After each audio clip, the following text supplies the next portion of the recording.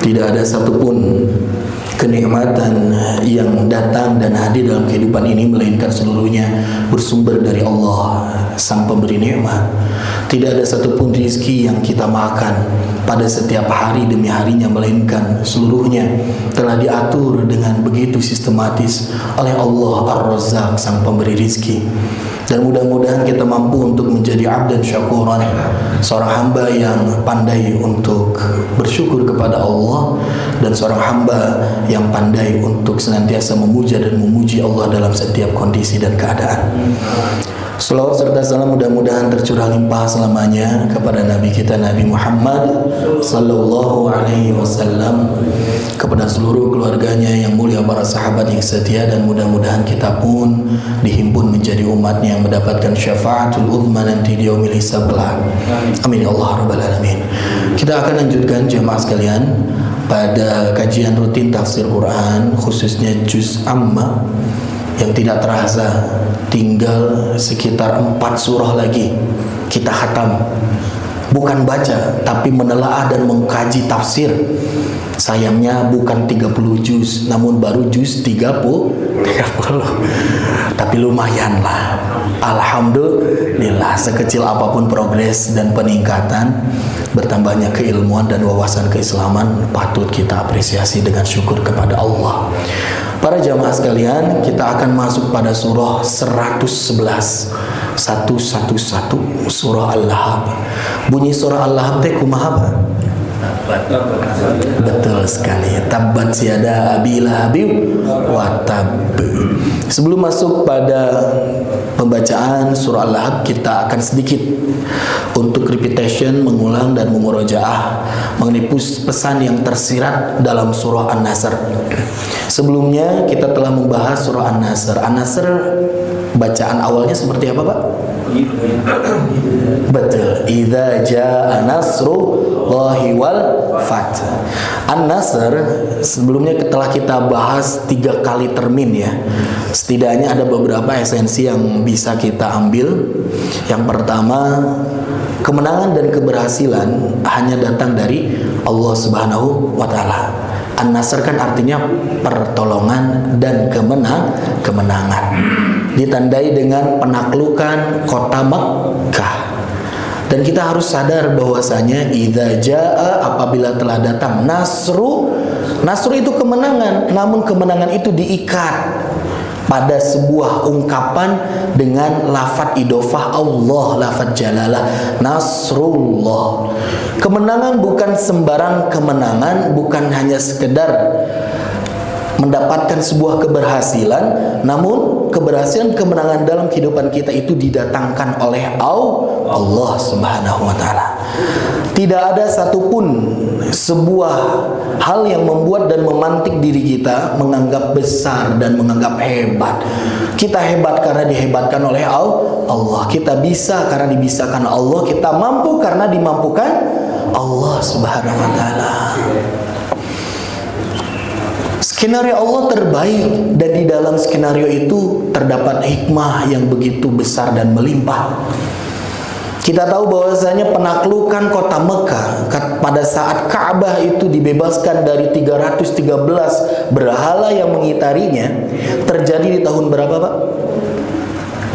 Fatuh Mekah terjadi di tahun 8, bukan 8 Masehi, 8 Hijriah. Tandanya setelah Nabi Muhammad SAW mempersiapkan kekuatan, Nabi sedang menyusun strategi agar bisa pulang kampung, mudik ke kampung halamannya, yaitu Makkah. Itu menunggu waktu yang cukup lama, jamaah. 8 tahun. Kita setahun aja nggak mudik kan kepikiran. 2 tahun masih cekcok sama istri, tahun kemarin udah ke rumah mertua, sekarang ke rumah orang tua. Gak bisa, kata istri, kondisi orang tua saya lebih penting untuk dijenguk. Ribut akhirnya. Setahun 2 tahun tidak bisa pulang kampung, menahan rindu begitu luar biasa. Apalagi Nabi Muhammad Sallallahu Alaihi Wasallam ke Ka'bah yang menjadi kiblat pusaran utama Baitullah. Namun di samping penantian yang cukup panjang 8 tahun itu, Allah Subhanahu wa taala ternyata telah siapkan sebuah skenario dan alur perjalanan yang akan membuat pulang kampungnya Nabi ke Mekah itu lebih berkesan. Karena apa? Wa ra'aitan nasa yadkhuluna fi dinillahi afwajan. Pulang kampungnya juga bukan sembarang pulang kampung. Ketika sudah pulang kampung ternyata mendatangkan ribuan massa, bahkan jutaan massa orang yang berbondong-bondong masuk Islam. 61 tahun sebelumnya, pada saat Nabi dihidupkan, dilahirkan dari rahim yang suci Siti Aminah, pada saat itu kan terjadi satu peristiwa besar. Peristiwa apa, Pak? Iya, penyerangan Ka'bah oleh pasukan gajah. Makanya tahun yang disematkan dalam kelahiran Nabi disebut tahun gajah. 61 tahun Allah sudah rencanakan Fathu Mekah, dan hikmahnya luar biasa. Orang-orang pada saat itu ketika terjadi penyerangan Ka'bah oleh pasukan gajah, ternyata Allah menutup ruang-ruang itu. Tidak akan ada yang mungkin dapat menguasai Ka'bah melainkan orang yang suci dan juga ikhlas. Ditahan serangan pasukan gajah dengan datangnya Toiron ababil. Sehingga kan orang-orang pada saat itu mereka yakin gak mungkin bisa. Penjagaan Ka'bah Baitullah itu bukan hanya sekedar penjagaan manusia, tapi penjagaan seluruh alam semesta yang digerakkan oleh Allah sebagai pemiliknya. Sehingga ketika Nabi datang Fathu Mekah, begitu mudahnya Nabi mengalahkan orang-orang Quraisy tanpa ada pergumulan dan peperangan yang berarti. Orang-orang seluruh seantero penjuru negeri, penjuru dunia, mereka langsung yakin, berarti ini mah bukan sembarang manusia. Muhammad itu adalah betul-betul utusan dari Allah. Kalau bukan utusan dari Allah, nggak mungkin bisa ditaklukkan itu kota Makkah. Dibuka, hikmahnya luar biasa. Makanya kita nggak boleh menjas. Satu terjadi momen-momen peristiwa yang mungkin berat dalam kehidupan kita alami, nggak boleh kita jas, ini mah buruk untuk saya. Tunggu, hikmahnya mungkin tidak datang 1 hari, tidak datang 1 bulan, tidak datang 1 tahun, mungkin berpuluh-puluh tahun baru tersadar. Oh, baheula teh saya teh dibelokeun ka dieu teh maksudna mah kitu. Oh, baheula teh di pasian jalan kamu tiara seorang Farhan itu seperti ini hikmahnya, baru diketahui. Makanya Allah sebaik-baiknya pembuat skenario. Kalau dalam istilah kita itu adalah yang memberikan takdir. Dan yang ketiga, surah An-Nasr berpesan kepada kita, pada saat kemenangan itu sudah didapatkan dan sudah diraih, jangan terlalu foya-foya masuk dan tenggelam dalam euforia kemenangan. Ada adabnya.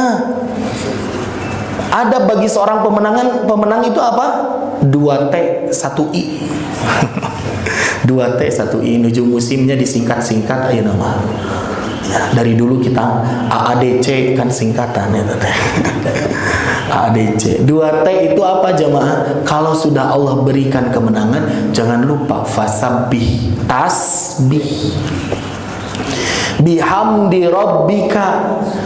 Bihamdi itu adalah tahmid, memuji Allah Subhanahu wa taala. I-nya apa? Wastaghfirhu, beristighfar. Jangan lupa, kita manusia yang serba doif, serba lemah kita mah.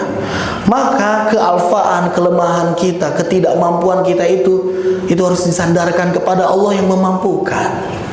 Tasbih, mensucikan Allah dari seluruh hal-hal yang tercela, menjadikan sifat kesempurnaan hanya dimiliki oleh Allah Subhanahu wa ta'ala. Tidak bertanya-tanya, nahabat kudu 8 tahun heula menderita, tambah 12 tahun sebelumnya ketika berdakwah di Mekah. Nabi Muhammad luar biasa dengan para sahabatnya, 20 tahun menderita. Jangan bertanya-tanya kenapa tidak saja Fathu Mekah dilakukan itu di awal-awal pada saat Nabi diutus, sehingga tidak perlu ada korban jiwa.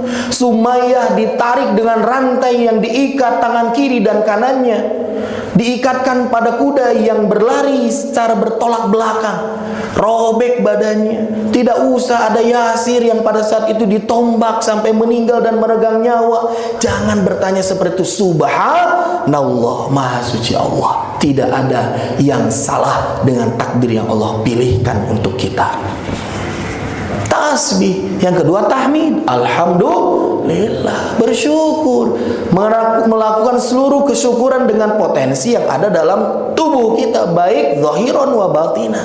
Dan selanjutnya istighfar, hilangkan kecongkakan dalam hati kita. Sudah deal, sudah dapat hasil, ingat istighfar. Pilih nalika proses menuju keberhasilan itu ada hal-hal yang luput dan salah kita lakukan. Dan yang terakhir, apa jamaah?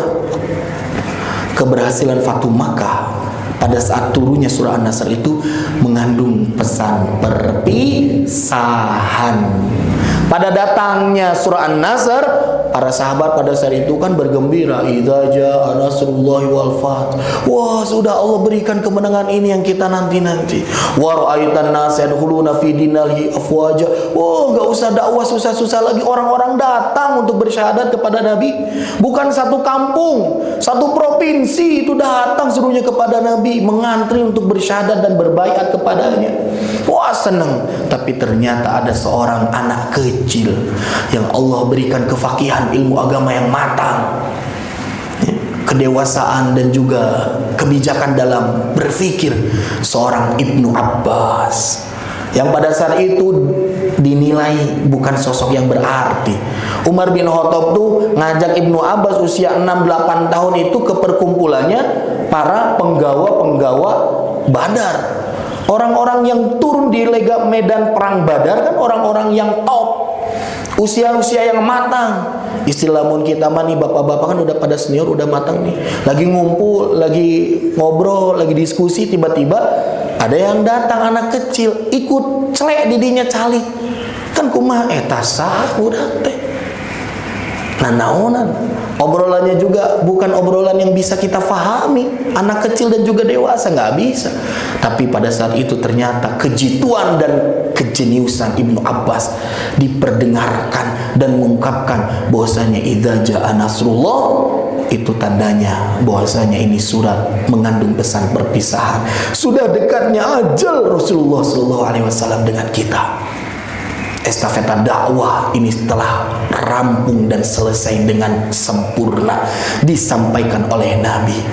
Maka kalau sudah sampai pada tujuan, Nabi sudah tidak lagi perlu untuk menyampaikan pesan, sudah selesai. Langsung kan eta teh bapak-bapak didinya terisak dalam tangisan mereka. Ibnu Abbas, jamaah sekalian, kalau kita umroh mampirlah ke kota Taif.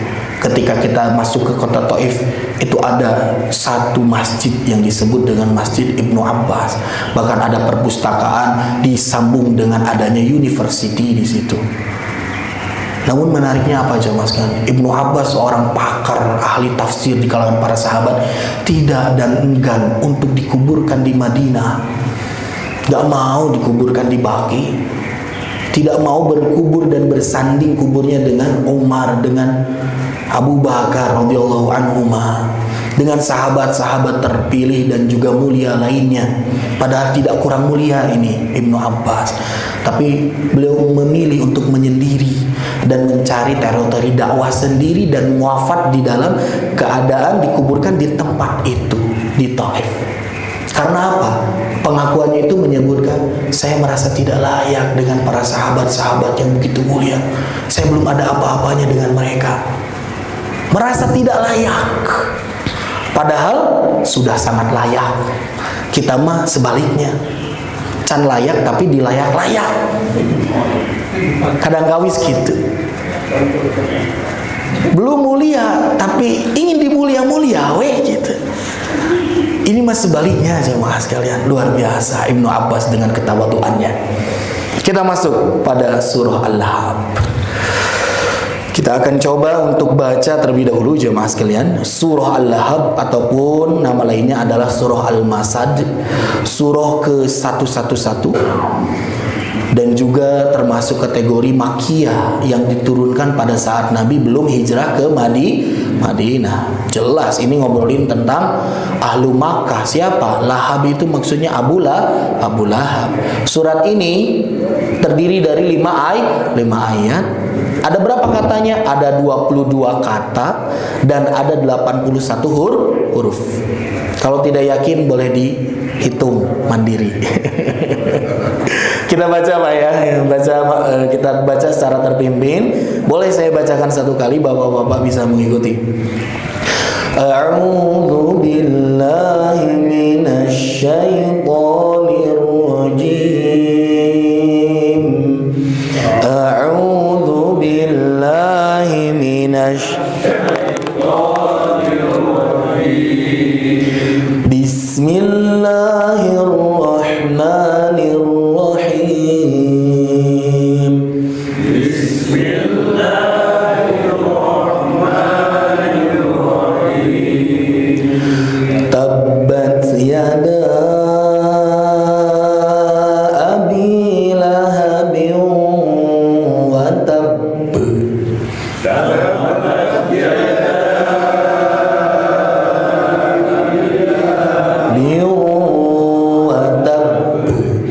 ma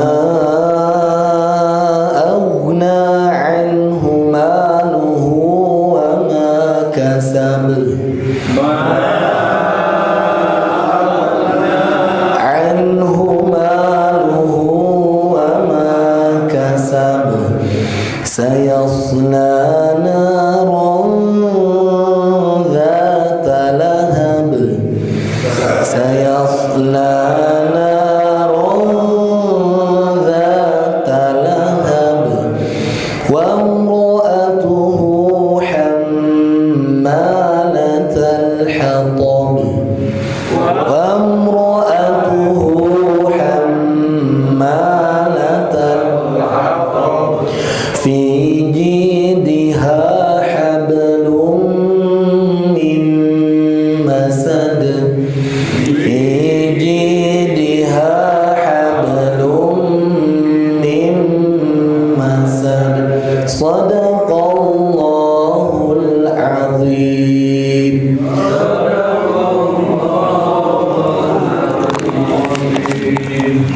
Sami'na wa ata'na ghufranaka rabbana wa ilaikal masir. Allahumma arhamna bil Qur'an. Para jamaah sekalian, kita coba telisik dan perhatikan mengenai tata cara baca yang benar di dalam surah Al-Lahab ini. Kenapa mesti membaca Quran dengan benar? Karena Quran diturunkan bukan hanya dengan bahasa Arab saja, namun bahasa Arab yang di dalamnya dibalut dengan kaidah baca tersendiri yang disebut dengan ilmu tajwid. Maka dari itu Nabi Muhammad SAW pada 10 hari terakhir di bulan Ramadan itu senantiasa bertalaki dengan siapa? Dengan malak Jibril, dengan malakul ruh, dengan malak Jibril. Untuk apa? Untuk mentalakikan bacaannya agar sempurna sesuai dengan tata cara baca yang berlaku. Maka dari itu baca Quran mah bukan seperti ngomong seperti bahasa Arab ya, harus dengan ilmu tajwidnya. Yang pertama yang harus kita perhatikan jemaah sekalian, ketika bapak-bapak membaca kata tabat, usahakan tak yang sukun dan mati ini mengalir udaranya. Tabat, tuh ada udara. Apalagi di mikrofon yang sensitivitasnya tinggi nih, udara itu pasti akan terasa. Tabat, tabat. Tapi jangan berubah huruf ta menjadi huruf c, tabat. Jangan. Biarkan dengan huruf t tapi dialirkan udara. Catatan pertama itu. Yang kedua, tabat yada, danya panjang, namun panjangnya istimewa karena punya bendera. Yang panjang punya bendera, jamaah sekalian, panjangnya minimum 2 kali alif. Kan panjang biasa 1 alif ya Pak ya. 1 alif sama dengan 2 ketukan, 2 harokat. Kalau punya bendera minimumnya 2 alif, berarti sama dengan 4 harokat. Nah minimumnya 4 harokat. Yada sabila. Bima panjangnya dua karena tidak ada benderanya. Lahabin atau lahabiu. Kalau sudah dimasukkan jangan setengah-setengah. Maksudnya kuma, kalau sudah dileburkan bacaan biu, maka harus ditahan dulu dengan sempurna. Lahabiu. Nah, kudu aya itu teh. Yang setengah baca Quran mah kieu, lahabiu wa tab biwa.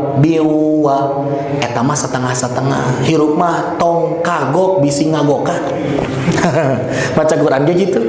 Lahabiu wa tab, ditutup dengan huruf ba yang pada dasarnya dia hidup, namun karena kita berhenti karena ujung ayat maka berubah fathahnya menjadi sukun.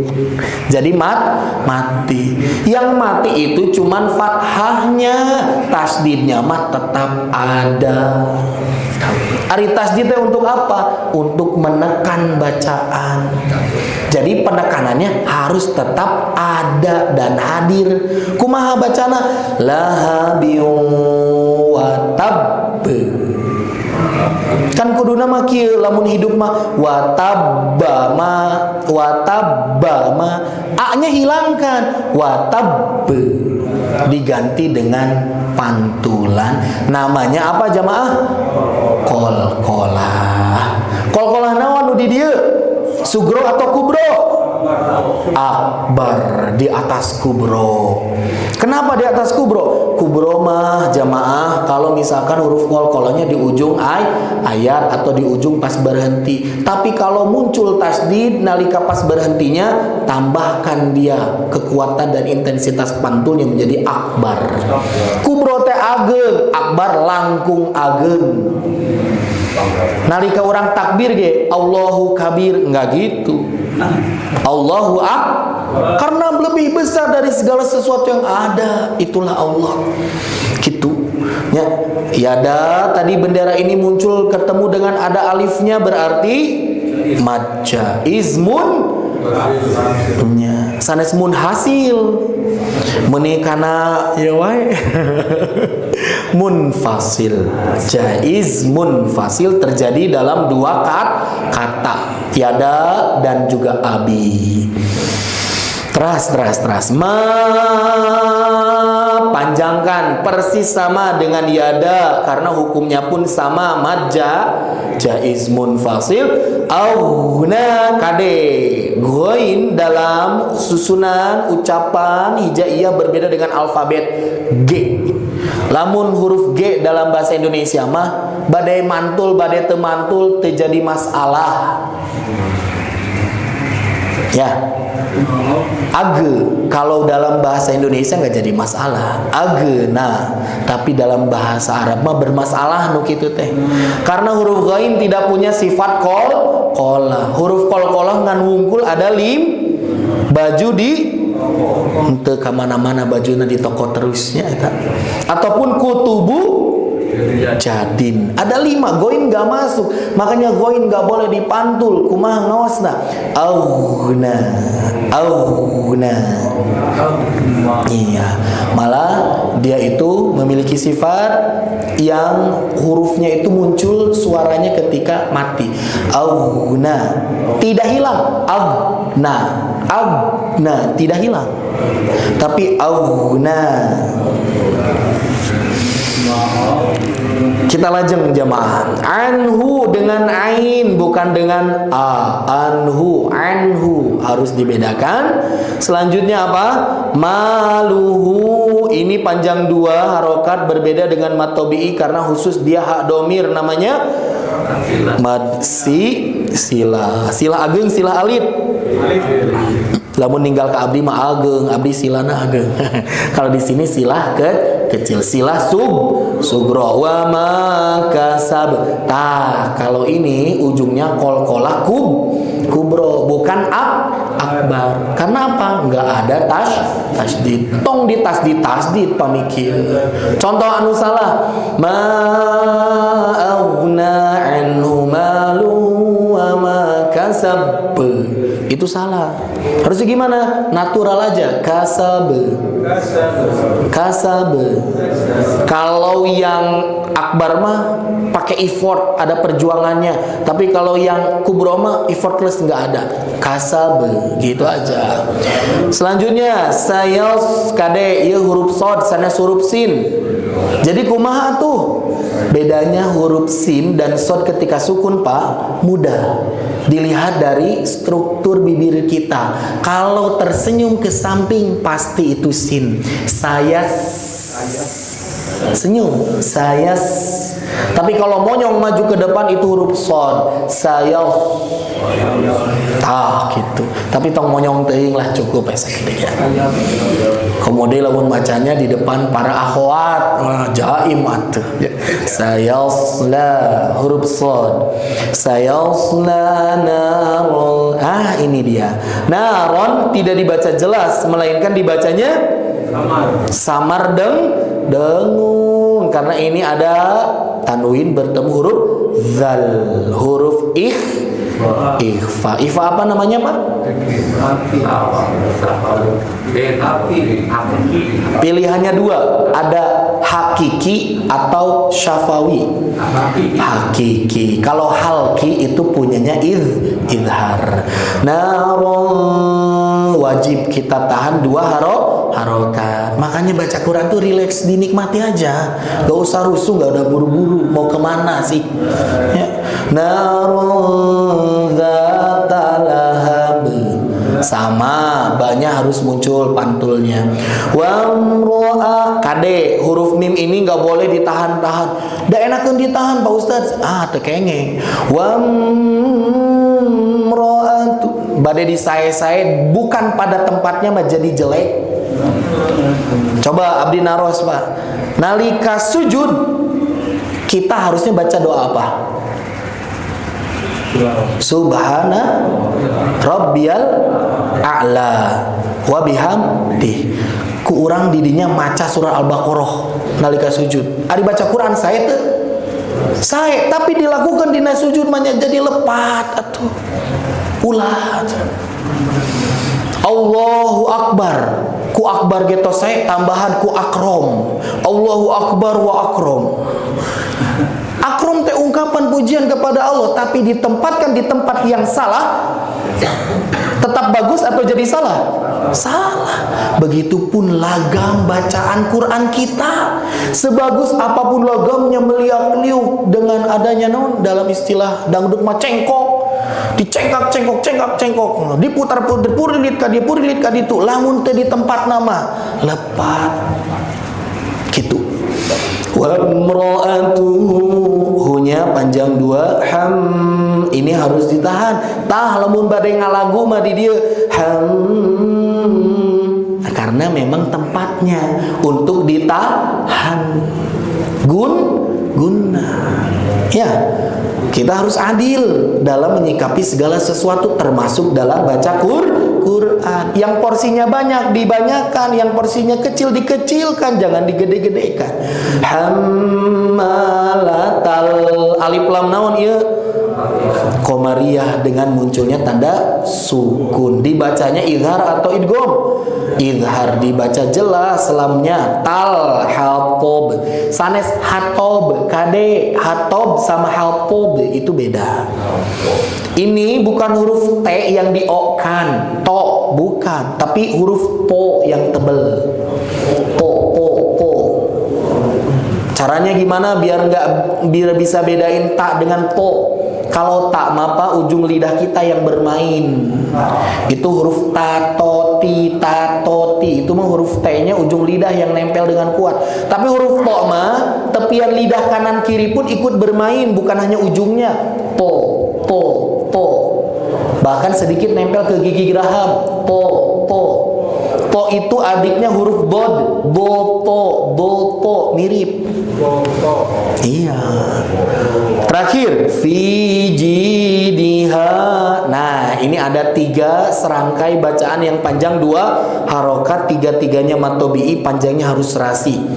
Kemarin sudah sempat diberikan tips dan triknya. Caranya di ayun aja, fiji jidiha, semuanya di ayun. Tapi harus siap-siap ketemu ha kecil. Udah fi jidiha pandut, kesananya ada huruf ha kecil. Ha hab, ha hab. Tong disamikeun, fi jidiha hablum, jangan. Ha hab. Ha besar sambung dengan ha kecil. Hab dipantul, lung dilebur ditahan, idgham bigun. Nah, mim sama, ini bentuknya idgham biguna. Hurufnya pun sama, mim bertasdid dua-duanya. Yang beda apa? Yang beda ini mah idgham bigunahnya karena tanwin yang pertama. Kalau yang kedua karena nun sukun. Mim masade di ujungnya dengan pantulan lagi. Namun kalau kita coba perhatikan jemaah, dari ayat 1 sampai ayat 5 semuanya dipungkas ayat tersebut dengan qol-qolah. Itulah keindahan bahasa Al-Qur'an. Berima. Kalau istilah syair menyetel eta teh. Indahnya Quran teh seperti itu. Tabe, sabe, habe, tobe, sade. Tuh semuanya bunyinya seperti itu. Menarik ya. Dan bapak-bapak sekalian, ketika baca Quran dengan Quran ini ya, ini Mushaf Utsmani, ini adalah Quran dengan font penulisan merujuk pada nanti metode yang akan kita pelajari bersama di bulan Juni. Jadi Quran nanti kan genu kieu, Pak. Contohnya apa? Nih, jidiha hablun. Tuh, si tanwinnya ini mah dengan 99. Biasanya makan dengan 69 kalau di Quran Indonesia. Tuh, nunnya hilang. Ini mah tidak ada tanda sukunnya. Padahal ini teh nun mati. Kenapa bisa gini? Karena memberi sinyal kepada sang pembaca Quran agar nunnya tidak usah dibaca, langsung masuk ke huruf mim gitu. Jadi sebetulnya mah ada kode-kode rahasia. Rahasia tapi rahasia umum. Jadi kita bisa mengetahui bersama-sama mengenai tata cara baca tanpa harus menghafal rumus-rumus kaidah tajwid. Tapi alhamdulillah di kita sudah pada topnya, rumus-rumusnya juga sudah ditalar. Sebagai penutup jemaah sekalian, siap dapat sertifikat Pak Im ya? Tenanglah. Tenang, ada orang dalam. Baik, orang dalam masjid. Asbabun nuzul sebagai penutup jemaah sekalian. Apa sih motivasi terbesar ketika saat detik-detik surah Al-Lahab ini turun? Seperti apa kondisinya? Asbabun nuzulnya jemaah sekalian, ini diungkap di dalam kitab tafsir Imam Ibnu Katsir. Nanti bapak-bapak bisa coba cek kembali. Lamma nazalat, ketika turun sebuah ayat, wa anzir ashiratakal aqrabin. Nabi Muhammad sedang berada di Mekah. Pada saat itu belum ada kewajiban Nabi untuk mendakwahkan secara terang-terangan ke publik mengenai Islam. Baru tersembunyi, gerilya di bawah tanah underground. Nah, ketika sudah ayat ini turun, wa anzir, dan berikanlah kabar oleh engkau, berilah peringatan kepada ashiratakal aqrabin. Mulai-mulanya dari orang-orang terdekat dulu. Sok kasih tahu dari sekarang, mulai dakwah, kata Allah kepada Nabi Muhammad. Pada saat itu Nabi Muhammad langsung ya spontan melakukan sebuah tindakan. Sa'idan Nabi sallallahu alaihi wasallam ala Safa. Nabi pergi dan menaiki bukit Safa. Bukit Safa itu di mana, Pak? Ya, di sagigireun Ka'bah. Kan ada bukit kecil antara Safa dan Marwah. Orang yang melaksanakan sa'i kan pulang pergi 7 kali bolak-balik di Safa dan Marwah. Naik ke bukit Safa, baheula mah candi keramik, candi tutup, candi kipas anginan, candi benteng ku pagernya masih tiasa naik-naik oge. Nah, pada saat itu faja'ala yunadi, dan Nabi Muhammad SAW mulai untuk memanggil orang-orang. Ya Bani Fihr, ya Bani Adi, wahai anak keturunan Fihr, klan Fihr, kadaria. Bani Adi, kesini. Ributuni Quraisy, semuanya dihadirkan, yang termasuk ke dalam Bani Quraisy. Semuanya dihadirkan. Orang-orang pada saat itu kan ketika mendapat undangan, apalagi yang mengundangnya seorang yang mulia, Muhammad yang tidak pernah terkenal sedikit pun ada celah dan salahnya. Wah, pasti mereka kan ayah naon.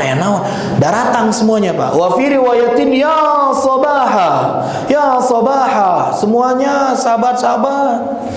Orang-orang yang ada ayo ngerumpul hatta jitama'u faja'ala ar-rajulu idza lam yastati' an yakhruj arsala rasulan. Semua orang itu berkumpul, Pak. Datang semuanya berbondong-bondong merujuk pada sumber suara dari Nabi Muhammad SAW. Bahkan ada orang-orang yang mungkin sedang dalam kesibukan, yang sedang dalam bisnis, yang sedang nggak mau keluar karena lagi panas, itu memberikan Rasul itu maksudnya adalah utusan-utusan. Saya nggak bisa ke sana, itu ada apa? Coba kamu ke sana, saya wakili, nanti ceritakan kepada saya ada apa itu. Sampai kaki tuna. Liyanzura ma huwa faja'a Abu Lahabin wa Quraisyun. Dan di situ pun datang Abu Lahab dan juga dari kalangan Bani Quraisy, orang-orang Quraisy. Sudah datang semuanya. Qalu malak. Ketika sudah berkumpul, ia ayah naon. Wahai Muhammad, apa yang sedang terjadi? Apa yang ingin engkau utarakan kepada kami? Faqal, Nabi Muhammad mengungkapkan, ara'aitakum law akhbartukum anna khailan bil wadi turidu an tughira alaikum. Saya badenaros ke kalian.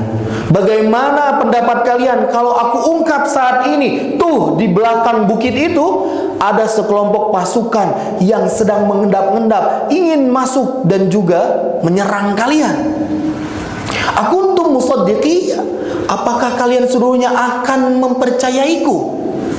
Percaya teh ka kami lamun kami nyaruas kitu, kata Nabi teh gitu. Qalu, mereka seluruhnya satu suara, satu iya menyebutkan, "Na'am, iya. Kami pasti percaya dengan ungkapanmu. Ma jarrabna 'alaika illa sidqan." Karena kami tidak pernah melihat dirimu melainkan sebuah kejujuran yang kau ucapkan. Tuh Nabi macan pernah aya dustana, mantakna lamun jalmi jujur, punten-punten pasti bakal senantiasa dipercaya sama orang. Punten-punten eta mah pasti dipercaya sama orang. Sebaliknya, kalau orang sering berdusta, sebanyak apapun dia berucap dan berbicara, tidak akan ada satupun orang yang mempercayainya. Wa fi riwayatin ukhra, di dalam riwayat yang lain, ma jarrabna 'alaika kadziban. Kami enggak pernah mendengar engkau dusta sedikit pun. Kamu itu selalu senantiasa jujur dan juga tidak pernah berbohong. Gitu kata orang-orang nu datang.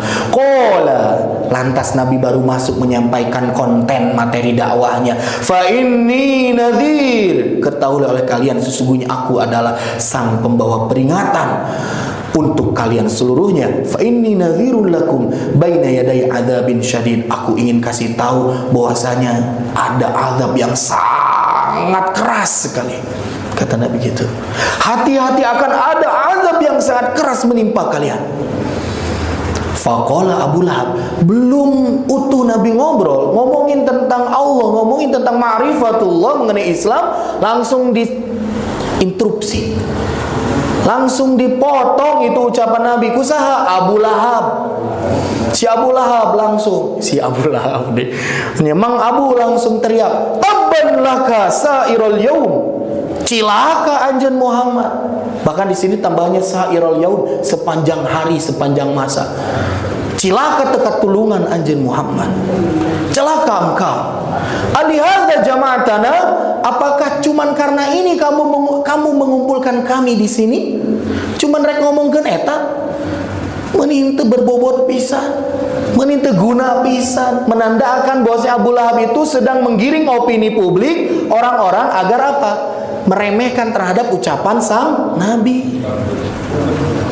Contoh bapak-bapak diulam ke undangan teras di flyer nanti begitu menarik itu, hadirilah, datangilah semarak ini banyak makanan, banyak acara hiburan, semuanya hadir, artis-artis top datang. Pas kadinya celekepek tingali mamen sarareep sate teu araya atau sarareep sangu ge tinggal sangu wungkul teu aya kuahan. Saha nu datang jalmi-jalmi ngan kieu wungkul acara teh kan gitu. Eta mah wajar karena sesuatunya memang realita terjadi seperti itu.